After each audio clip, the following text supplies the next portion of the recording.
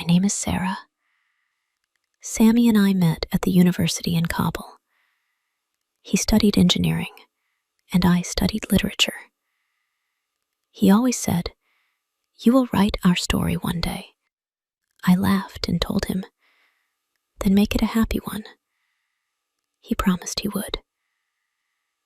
We fell in love slowly, carefully. In a city full of noise and fear, he was my peace. He loved books, music, and the smell of rain. I loved the way he looked at life, always with hope, always with courage. When he asked me to marry him, he didn't have a ring. He just held my hand and said, "Let's build a life, not just a house." I said yes. For months, we planned our wedding. We chose white flowers, a small hall, and simple music. My mother sewed my dress by hand. His family picked out his suit, a gray one with a blue tie. We invited everyone we loved. The day before the wedding, Sammy told me he would go to the city to pick up his clothes and the wedding rings. He kissed my forehead and said, "Next time you see me, I'll be your husband."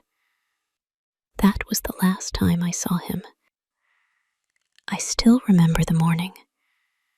The sky was clear, the air warm.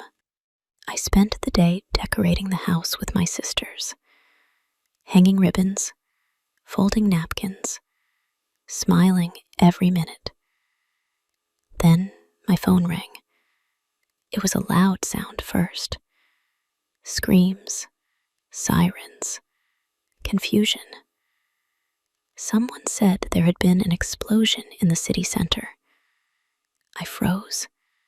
My heart knew before my mind did. I called him again and again. No answer. Hours later, they found his name on the list. I didn't cry at first. I couldn't. My mind refused to believe it. I sat with my white dress in my lap, waiting for someone to tell me it was a mistake. But it wasn't. The man who was supposed to be my husband was gone. Just like that. One day before we were meant to begin our life together. The next morning, instead of wearing my wedding dress, I wore black. The music stopped. The flowers wilted. The hall was empty. But the love didn't die. People came to comfort me. They said time would heal me. But how do you heal from something that never got to live? For months, I couldn't step outside. Everywhere I went, I saw him. In the corner cafe, on the road where we used to walk, in the empty chair beside me. His voice echoed in my head, soft and warm. "You will write our story one day." So I did. I started writing, not because I wanted to remember, but because I was afraid to forget. I wrote about our first meeting, our plans, his dreams. I wrote about the small things, the way he laughed, the way he hummed when he worked, the way he always carried hope like a flag. Years passed. Kabul changed, and so did I. I became a volunteer for young couples who wanted to marry but were afraid of poverty, war, loss. I told them our story. I told them that love is still worth it, even if it ends in pain. I said, we never had our wedding, but our love still lives. Sometimes people ask me why I never married again. I just smile. How can I, when my heart is still promised? Sammy didn't just give me love. He gave me faith in goodness, in kindness, in tomorrow. He gave me the courage to keep believing. Every year, on the day that should have been our anniversary, I visit the old wedding hall. It's closed now, dusty and forgotten. I sit on the steps with a small bunch of white flowers. I whisper, "Happy anniversary, Sammy." I imagine him smiling somewhere, saying, "You kept your promise." One time, a little girl from the neighborhood asked me why I was sitting there alone with flowers. I told her, because love doesn't end when a person leaves. It stays to remind us how beautiful life can be. She nodded and gave me her candy. I smiled and thought, maybe that's what he would have done too.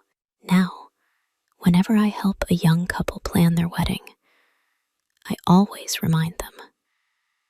Celebrate love, not just the ceremony. Because tomorrow isn't promised. They laugh, not understanding. But one day they will. I still keep the wedding invitation. It's faded now, the gold letters dull, the paper soft from tears. But I can't throw it away.